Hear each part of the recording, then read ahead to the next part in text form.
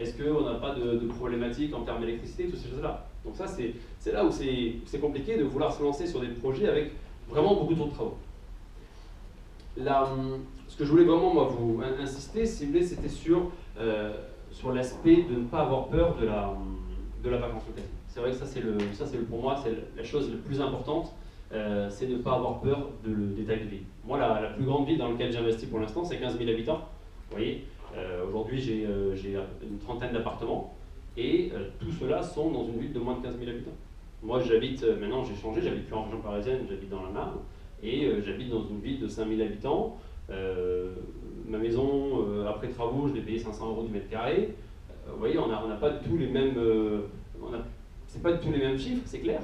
Mais ce qu'il faut avoir en tête, c'est que entre une ville ou un village, si vous voulez, de 2500, 3000 habitants et une ville de 50 ou 60 000 habitants, en termes de loyer, on ne va pas avoir des différences forcément énormes. C'est-à-dire que là, je vous ai parlé d'un T2 à 250 €, c'est vrai que c'est exceptionnel, on est vraiment sur une toute petite ville. Mais moi, dans la ville où j'investis le plus aujourd'hui, où j'ai 3 immeubles, je vais louer j'ai des T2 que voilà, je vais louer 360 €. Aujourd'hui, si vous allez dans une ville de 40 000 habitants, même 50 000 habitants, vous allez quoi, louer 380, 400 €, suivant les villes. Mais sauf que moi, je vais payer tout compris avec travaux, peut-être 800 € du mètre, et vous allez payer 1500. Alors que ça augmente, finalement, vous allez payer près de 2 fois plus cher en mètre carré, et finalement, vous allez louer que 10% plus cher en termes de loyer. Donc c'est ça où il y a une grosse différence. Pour moi, c'est sur le ratio entre le loyer finalement et le prix d'achat. Et le taux de remplissage, comme je vous dis, ça peut paraître étonnant, mais il est malgré tout très élevé parce qu'il y a une grosse problématique, si vous voulez, de produits de qualité, tout simplement, dans des villages de 5000 habitants ou des villes de 5000 habitants. Si vous allez aujourd'hui sur le Bon Coin, si vous allez sur n'importe quel site internet, vous allez regarder les produits qui sont alloués dans des villes de moins de 5000 habitants, vous allez me dire, mais jamais de la vie, j'irai habiter là-bas. Mais sans parler de la localisation en elle-même, c'est juste parler de l'appartement. Je dis, mais cet appartement, il sera à Paris, j'irai pas vivre dedans. C'est pas possible. C'est-à-dire que les investisseurs là-bas, ils se prennent pas la tête, ils se disent, non, mais attends, c'est les mecs à la campagne, ça va, ils n'ont pas non plus, ils n'ont pas des buts parisiens, quoi, on s'en fout. Il y a une cuisine, ça suffit, il y a un WC, c'est bon. Enfin, vous voyez ce que je veux dire? C'est-à-dire que, non mais oui, il y a des douches quand même. Non, mais... ce que je veux dire, c'est que... Attention, il y a une pensée très... Hein? Ouais, sur le palier. Non, quand même pas. Mais on en voit beaucoup, hein, des immeubles avec les WC sur le palier. Hein. Mais ce que je veux dire, c'est que, voilà, il y a les investisseurs là-bas sont souvent des investisseurs en local, des anciens, qui n'ont jamais fait de travaux, qui vont préférer baisser fortement finalement les prix de loyer, qui vont avoir des prix qui sont largement inférieurs à ce que je propose moi dans la ville, mais qui vont avoir beaucoup plus de difficultés à louer, parce que tout simplement ils ne donnent pas envie. Si moi aujourd'hui, je vous dis, bah, écoutez, là on a trouvé un T2, au lieu de le louer 1300 balles, je vous le loue à 600. Mais par contre, c'est une ruine, quoi. Vous allez dire, bah non, tant pis, je préfère payer plus, mais je ne peux pas accepter de vivre dans une ruine. Mais là, c'est le même principe. C'est-à-dire que les gens vont se dire, bah, ça a beau ne pas être cher, ça ne m'intéresse pas, quoi. C'est comme quand vous achetez un iPhone aujourd'hui. Vous achetez un iPhone parce qu'il est mieux. Vous ne me dites pas, si je vous propose un truc à 30 balles, mais qui ne peut pas téléphoner, vous allez me dire, bah non, qu'est-ce que je fasse avec ça? Tant pis, je vais mettre 1000 balles, mais au moins j'aurai un téléphone, quoi. Voilà. Mais là, c'est un peu le même principe, tout simplement. Et c'est qu'aujourd'hui, il n'y a personne qui le fait. Et quand on me demande, oui, mais Guillaume, il faut aller où, dans quelle ville? Mais toutes les villes. Il n'y a pas de... Même dans des villes sur lesquelles vous aurez une démographie négative, même dans les villes sur lesquelles vous aurez des problématiques de dynamisme, etc., et il y aura toujours, moi là où j'habite, les industries, il y a peut-être une boîte qui embauche un petit peu, tout le reste il n'y a rien. Mais bon, malgré tout, il y a des écoles, il y a des hôpitaux, il y a des supermarchés, un super U, et il y a des gens qui travaillent. Ça n'empêche pas qu'il y ait des gens qui travaillent. Pour faire fonctionner une ville, il y a quand même besoin d'un certain fonds de roulement de fonctionnaires, ou même de personnes, je dis, pour aller travailler à la poste, pour travailler à la pharmacie. Tous ces gens-là, si vous voulez, ils ont la possibilité de louer. Et se dire, oui, mais du coup, Guillaume, tu vas me dire, les gens qui travaillent là-bas, pourquoi ils n'achètent pas? C'est vrai. Ben, honnêtement, j'en sais rien. C'est con. C'est con parce que, honnêtement, avec le montant du loyer qu'ils ont, ils achèteraient au moins la même chose en peu de temps. Donc c'est vrai, mais c'est une histoire de culture. Et après, vous avez des gens qui vont rester peut-être 2 ans, 3 ans, et qui vont dire, bah attends, si j'achète une maison, c'est compliqué. Et vous connaissez tous aussi la problématique d'avoir un crédit aujourd'hui. Même si le mec travaille, qu'il soit en intérim, s'il a un CDI mais qu'il gagne 1000 balles par mois, c'est compliqué d'avoir un crédit. Si les gens n'ont pas une bonne gestion de leurs finances, ils vont avoir des problématiques pour avoir leur crédit. Donc toutes ces choses-là font que, d'une certaine manière, ces gens-là sont obligés, ou en tout cas, n'ont même pas l'idée finalement de devenir propriétaire. Moi j'ai, sur l'ensemble, je pense, des locataires qu'on a, on doit avoir 2 locataires qui sont partis pour acheter leur appartement. Mais tous les autres, ils sont partis parce qu'ils changeaient de région, parce qu'il y avait d'autres raisons, mais pas pour devenir propriétaire. Là, voilà, on a eu un, il est resté 1 an. Bon, là, il nous a un peu eu. C'est-à-dire qu'en fait, il est arrivé, il a dit qu'il voulait rester il était à la retraite. Il voulait rester toute sa vie là. Sauf qu'en fait, au bout d'1 an, il me dit bon, ben, je pars dans 1 mois et tout. Ah bon, d'accord, bon. Il me dit oui, bah, en fait, j'ai fait construire l'année dernière et du coup, bah, c'est bon, ma maison est terminée, quoi. Donc en fait, quand il est venu s'installer dans l'appartement, il avait déjà acheté le terrain, il avait déjà fait les plans et sa maison était en construction. Donc il m'a dit que, voilà, moi je me suis dit, putain, 2 petits retraités, là, c'est royal. Je vais être bien pendant des années, quoi. Et le jour où j'ai reçu le truc, je me suis dit, merde, je me suis bien fait niquer, là. Et en plus, ils m'ont pas dit, c'est-à-dire que j'ai juste reçu un courrier comme quoi ils partaient, mais je savais pas pourquoi. Quand je suis allé voir les locataires à part, ils m'ont dit, ouais, ils ont fait construire là, à 300 mètres. J'ai dit, ah putain, il faut aller. Donc voilà, et là, d'autres, parce qu'Emilie, en fait, si vous voulez, elle est mandataire immobilier aussi pour y aller, et un jour, elle me dit, bah, je sais pas, elle me dit, les locataires, ils ont acheté une maison, et ils nous avaient pas dit qu'ils partaient, tu vois, donc là c'est pareil, c'est-à-dire qu'on apprend de la part de collègues à Émilie, finalement, que des locataires ont fait une offre d'achat qui a été acceptée sur un appartement, sur une maison, sauf qu'ils ne nous avaient pas encore donné leur préavis, tu vois, donc ils ne nous avaient rien dit. Donc c'est marrant, en fait, vraiment, quand Émilie s'est retrouvée à aller au compromis avec eux, bah, du coup, ils se sont sentis un peu cons, parce que bah, du coup, ils se retrouvent au compromis avec Émilie en disant « Ah oui, on a oublié de vous dire qu'on allait partir !» Donc voilà, c'était un peu cette histoire-là. Donc voilà, je ne sais pas si vous avez des questions par rapport à l'investissement à la campagne. Ouais. Ah non. Non, malheureusement, non, j'ai pas eu qu'un seul cas d'impayé, j'en ai eu plusieurs, évidemment. Après, c'était plus ou moins complexe. C'est-à-dire qu'on va avoir... je pense que la plus grande part d'impayés, finalement, ça va être beaucoup de retard. C'est cette gestion de retard qui est assez complexe.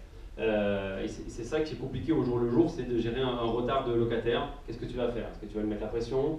Est-ce que tu vas lui dire si tu ne me payes pas, j'appelle mon avocat? Ça, c'est en effet des choses qu'il faut éviter à mon avis. C'est-à-dire que quand tu pars en conflit, quand tu pars de suite en rapport de force, ça ne fonctionne plus. C'est-à-dire que tu casses quelque chose.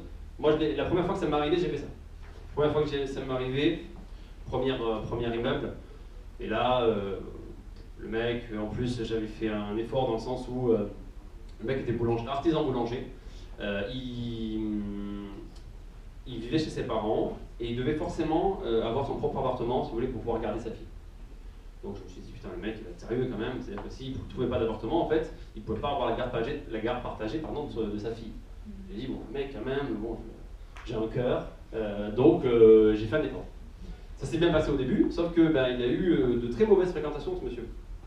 Et un jour, alors qu'il ne payait déjà plus, bon, la première fois, bon, on essaye d'être gentil, puis à force, on insiste, on rappelle.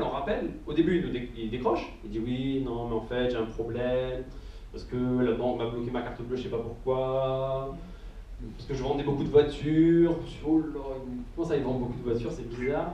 Donc du coup, il avait ses comptes bloqués, bref, au début, j'attends un peu, mais bon, j'ai un crédit quand même, donc je commence à mettre de plus en plus la pression. Donc je l'appelle 2 fois par jour, puis bon, jusqu'au jour où il avait bloqué mon numéro et je peux plus l'appeler, quoi. Sauf que moi, il était à 700 km de chez moi et que je pouvais rien faire. J'étais dans la merde. Donc j'ai rien lancé, j'ai pas lancé de procédure. J'ai attendu et un jour j'ai eu la police qui m'a appelé en me disant que oui, bonjour monsieur Malguir, on va faire une perquisition chez vous. Putain, qu'est-ce qui se passe?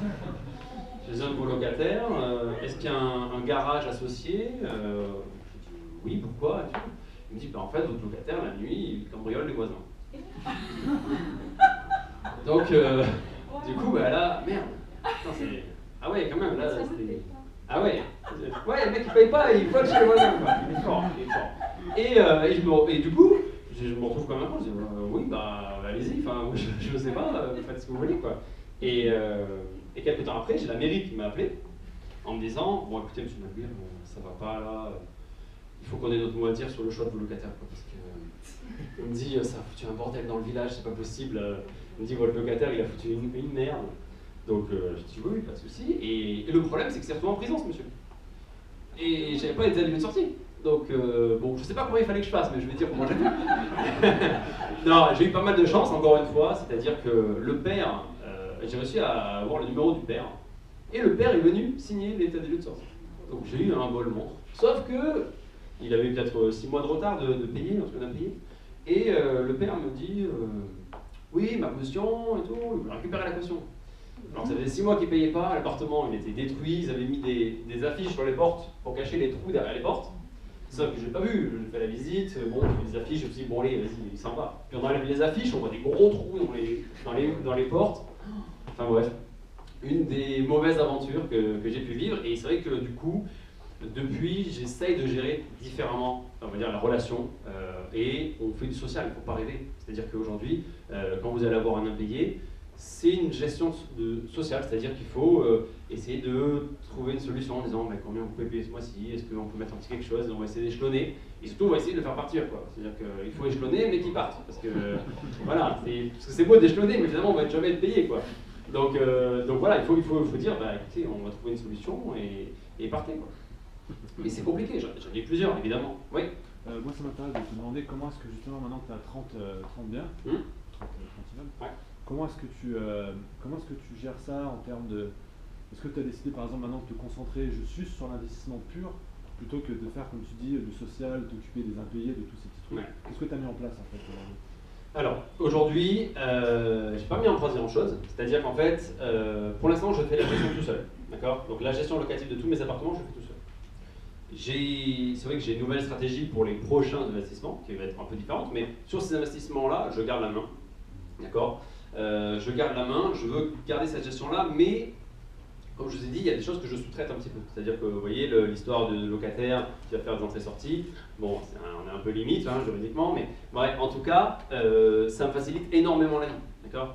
Moi, j'ai juste à mettre les annonces et faire le tri, et après, quand il y a un problème, même quand il y a un problème, je veux dire, il m'appelle en me disant oui, il y a une fuite, etc. Je dis oui, bon, ok. Moi, j'appelle celui qui fait la gestion pour moi, et je dis trouve-moi un plombier, trouve-moi ça, et ils se démerdent. Donc là, c'est une sorte d'agence, on va dire, que j'ai. Voilà.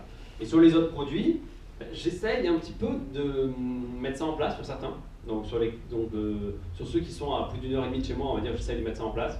Une bonne relation avec un locataire et qui, gracieusement, va nous aider à faire des trucs. Et sur certains, je leur ai tout simplement expliqué que s'ils étaient présents, on va dire, lors de la sélection des locataires, ils choisissaient leurs voisins, quoi.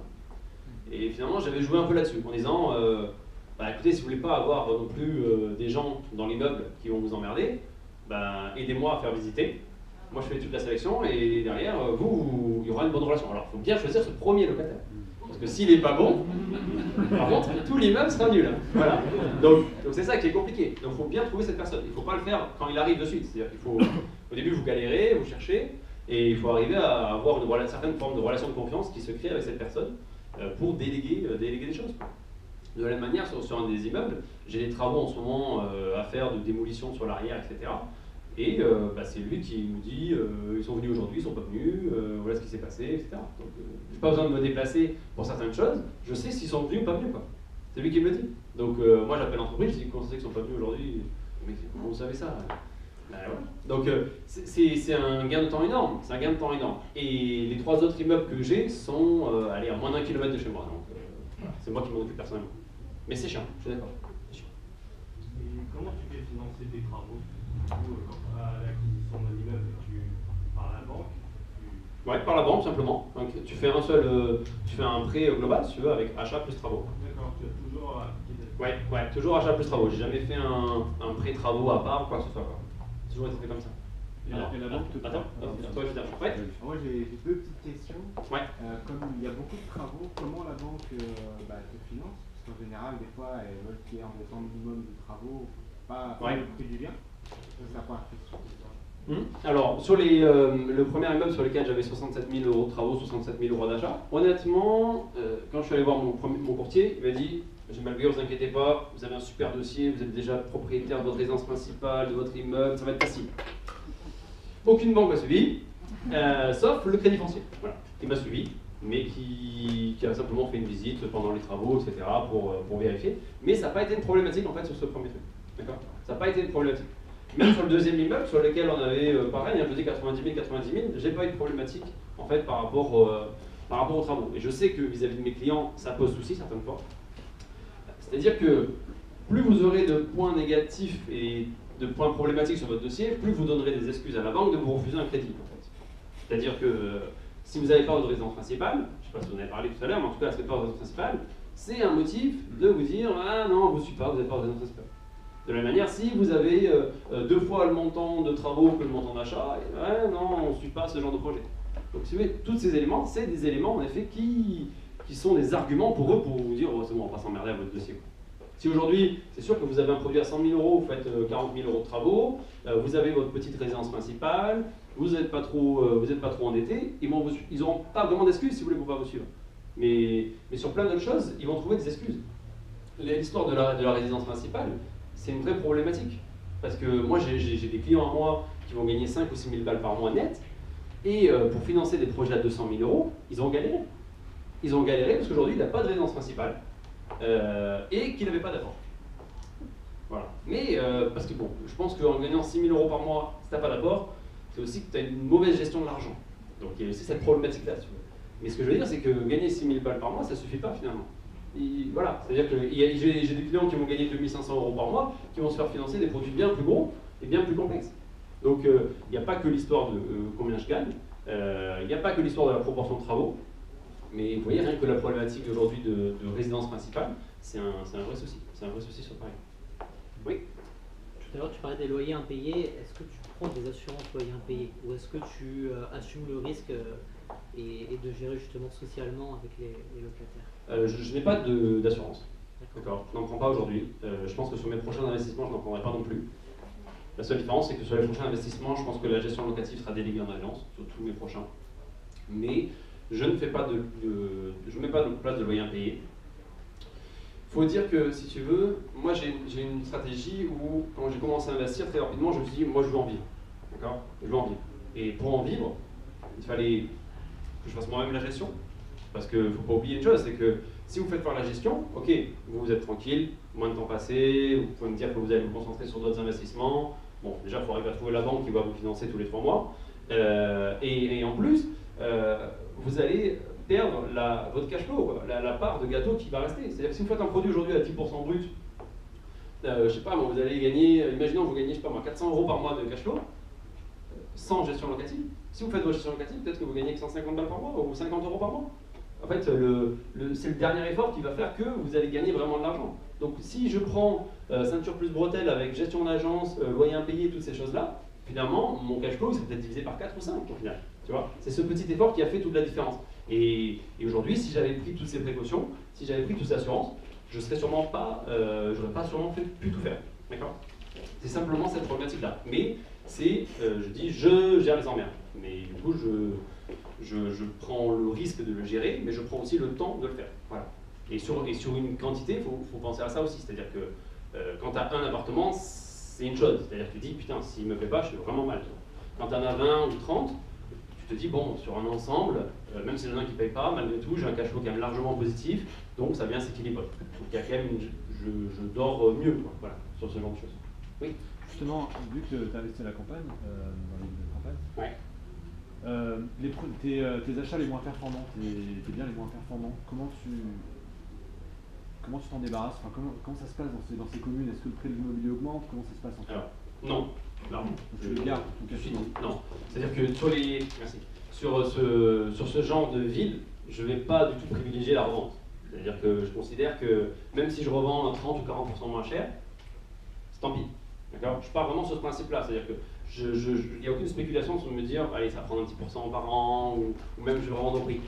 Parce que je sais que moi aujourd'hui, j'étais très exigeant quand j'ai commencé sur l'investissement par rapport aux rentabilités et je me disais, bah non, personne ne va racheter mon produit au même prix si au final j'ai déjà fait les travaux. Parce que fiscalement, il y a quand même beaucoup moins d'intérêt suivant la stratégie fiscale qu'il peut avoir. Mais maintenant, avec un peu de recul, je me dis, mais attends, aujourd'hui, mon immeuble là, d'accord, que j'ai payé 130 ou 140 000 euros, qui rapporte 1700 euros par mois. Qui aujourd'hui, moi, dans la minute, je mets un post sur Facebook, je trouve quelqu'un qui veut me l'acheter. Au prix où je l'ai acheté, à 140 000 euros pour 1700 euros par mois, j'en trouve, tu vois. Donc finalement, ok, le prix de l'immobilier va pas bouger, mais si tu fais des très bonnes affaires en termes de rentabilité, tu vas vendre un produit clé en main à quelqu'un en lui disant, voilà, moi je me suis emmerdé, j'ai fait les travaux, j'ai fait tout ça. Aujourd'hui, tu le prends, il est déjà rénové, il est déjà loué. Est-ce que tu irais pas? La question, elle est là, tu vois, si tu veux. Et même si je ne vise pas la spéculation, je me dis, au moins au même prix, j'arriverai quand même peut-être à le revendre. Voilà. Mais sur les moins performants, c'est là où il y a une problématique, en effet. C'est sur ceux sur lesquels, mon premier immeuble par exemple, sur lequel on est à 12 bruts dans un tout petit village, là je vais en chier, clairement. C'est-à-dire que là, je peux vous dire qu'il y a 12% brut, 250 habitants, ça va quand même en bloc pas mal de monde. Quoi. Voilà. Donc là, ça sera beaucoup plus compliqué. Mais c'est un produit, je ne veux pas m'en séparer. Quoi. Voilà. Je le garde, ça me rapporte de l'argent tous les mois, donc c'est pas un problème. Ouais, vas-y. Comment tu fais pour continuer à investir maintenant que tu as à côté 100% rentier du coup? Alors, ben, ça fait 1 an et demi que j'ai pas acheté. Plus d'1 an. 1 an et demi, ouais. 1 an et demi que j'ai pas acheté pour l'instant. Et on est en phase de nouvelles recherches. Ça fait 1 mois et demi à peu près qu'on s'est relancé dans la recherche. Donc on va essayer. On va essayer de repartir. On a eu notre premier bilan de société. On a malgré tout des économies. On a nos revenus fonciers. Même si c'est très compliqué de les mettre en valeur. Aujourd'hui, on est allé voir, la semaine dernière, on est allé voir justement la banque. Quand on lui a parlé de notre dossier, elle nous a dit, bon, bah déjà, la première question qu'elle me pose, elle me dit, est-ce que vos loyers représentent plus de 50% de vos revenus? Je dis, bah, 100% quoi, donc oui. Elle dit, ah, mauvais point, déjà. Je dis, ah, ça commence mal. Donc elle me dit, vous voyez déjà, rien que cet élément-là, en fait, pour moi, ça fait une case rouge, et ça veut simplement dire que je ne suis pas en capacité personnellement de vous dire oui ou non sur votre projet. C'est-à-dire que vous sortez de la norme, et de suite, je ne sais plus, je ne peux pas vous dire. C'est-à-dire qu'il faut que ça monte au-dessus, et quelqu'un va décider. Excuse-moi, c'est quelle banque? Parce que tu sais que les banques mutualistes, principalement, Ouais. ont des délégations d'agence. Ouais. Donc, typiquement, si tu pars sur un petit immeuble à 200 000, on va dire, ton directeur, si tu le connais évidemment, pourra dire ok, d'accord, tu as 100%, mais c'est pas grave, moi j'ai la délégation jusqu'à 400 000. Donc, si je crois à ton projet, moi je le fais. Pour te donner justement un exemple, on a vu le Crédit Agricole qui nous a dit ça, qui nous a dit on peut pas, etc. Et on a vu la Banque Populaire la semaine d'après qui nous a dit bon écoutez, non, il n'y a pas de problème. Voilà.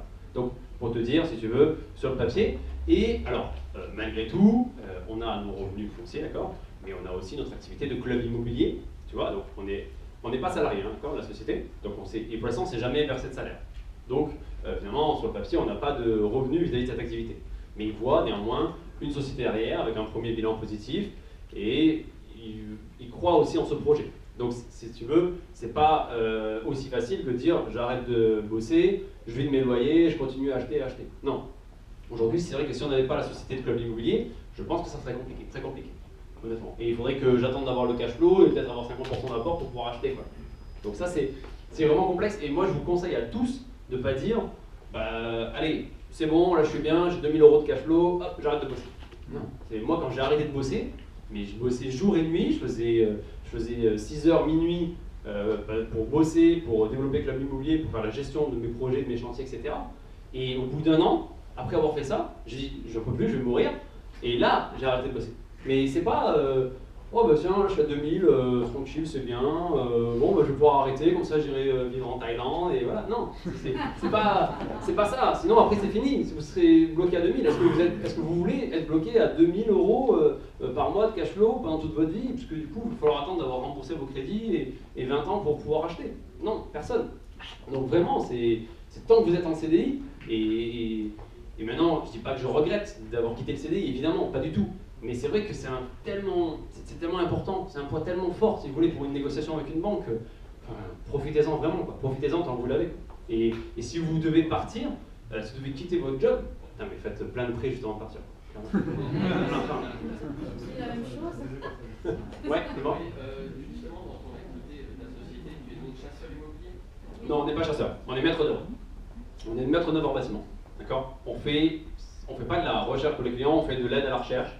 C'est un peu différent, d'accord? On analyse les produits qu'ils nous proposent, c'est différent.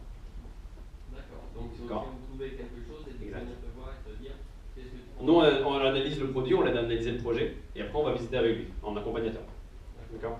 Alors sachant qu'aujourd'hui, si tu veux, Émilie, pardon. C'est la soif, je me suis fatigué. Si vous voulez, elle est mandataire immobilier, ce qui nous aide un peu, voilà, ce qui nous aide un peu dans le dossier. Parce qu'il y a un effet, quand on a commencé, il y avait une problématique juridique de justement la carte T, etc. C'était une vraie problématique, donc on s'est dit, bon, Émilie va faire ça va nous couvrir un petit peu, et on va... Et du coup, au départ, on faisait beaucoup de chasse, et on a arrêté. On a arrêté parce que premièrement, ça prend énormément de temps, c'est très très chronophage, et même si on n'a pas eu de problématique juridique derrière avec les clients, c'était le temps passé qui était vraiment trop énorme, et quand on a commencé notre activité, au bout de 6 mois, on avait 2 ans de carnet de commandes. Et on a dit on arrête, enfin, on peut pas. En plus on ne gagnait pas d'argent, ça sert à rien. Donc voilà, on avait mal calculé nos trucs, on commence une activité et que comme de l'accompagnement, l'investissement et qu'il n'y a pas grand monde sur le marché qui le fait, bah, parfois on ne sait pas comment se positionner en termes de temps, on ne sait pas le temps qu'on va passer finalement à passer sur un produit et du coup bah, on fait des prix et puis on s'aperçoit qu'au bout de 6 mois, non, bah, merde ça marche pas, en fait on n'est pas bon quoi. Et comme on est très impulsif, enfin, surtout moi, voilà, nous, le jour où on a décidé de créer la société, on a dit bon, bah, on crée la société, on met combien? Bon, bah attends, allez hop, on y va. Ça s'est fait comme ça, quoi. On n'a pas trop de. Dans tout mon parcours, j'ai pas beaucoup réfléchi, quoi. C'est-à-dire que j'ai fait les choses et après, j'en ai assumé les conséquences, quoi. Mais jusqu'à présent, je me suis pas trop trompé, ça va. J'ai un peu de chance. Donc, du coup, quels sont tous les services que vous apportez dans le cadre de votre société Alors, pour pouvoir cadrer? Aujourd'hui. Quel type d'immeuble, enfin, quel type de bien? Ouais, alors. Techniquement, qu'est-ce que vous apportez? Si tu veux, on fait quasiment que de l'immeuble. Okay, on fait que de l'immeuble. Comment ça va se dérouler? Dans le principe, c'est simplement que tu vas venir vers moi, tu vas me dire, ben voilà, je cherche à acheter, etc. Un immeuble, voilà le budget à peu près que je me suis fixé, voilà la rentabilité que j'aimerais. Déjà, je te dis si ça me semble possible ou pas. Voilà. Et après, c'est toi qui vas commencer à chercher. Donc, je vais te dire, voilà, par exemple, concentre-toi sur telle région, pour l'instant, avec tel budget d'achat, okay, avec telle typologie. Par exemple, je sais pas moi, pas de locaux commerciaux, plutôt des T2, tu vois, ce genre de choses. Toi, tu vas commencer à chercher. Tu vas remplir un tableau dans lequel on va te mettre, nous, toutes les informations dont on a besoin pour analyser le projet. Tu vas nous l'envoyer et nous, on va analyser chaque immeuble, chaque produit, te dire voilà ce qui va pas sur le produit, comment tu dois modifier ta recherche. Une fois qu'on est arrivé à échanger plusieurs produits, plusieurs tableaux, d'accord, et qu'on a repéré 3, 4, 5 immeubles dans un même secteur géographique, on va organiser une visite. Okay, on va faire une journée de visite ensemble, on va visiter le produit, on va regarder ce qui va pas sur ce produit-là, les travaux qui sont à faire, on va essayer d'estimer les travaux qui sont à réaliser dessus, d'accord? Mais ça peut être des produits aussi sans travaux. Okay. Et à la fin de la journée, on va faire un bilan, on va dire, bon ben voilà, qu'est-ce qu'il en est, qu'est-ce qu'on fait? Est-ce qu'on fait une offre sur celui-là, pas sur celui-là? Donc c'est toi qui fais l'offre, hein, d'accord? Mais nous, on va te dire, ben voilà, mets ça dedans, voilà, par rapport aux conditions suspensives, ce que tu vas rajouter, comment tu vas te protéger, comment tu vas justifier ta baisse de prix, tous ces éléments-là. Voilà. Et Émilie, elle, pendant la visite, elle va s'occuper de toute la prise de plan. Okay, donc elle va prendre les mesures de tous les appartements. Elle va prendre les codes des hauteurs, des largeurs, pour pouvoir redessiner informatiquement le projet. À la suite de ça, il va y avoir la négociation. Tu vas ou pas acheter un des produits. Derrière, on va lancer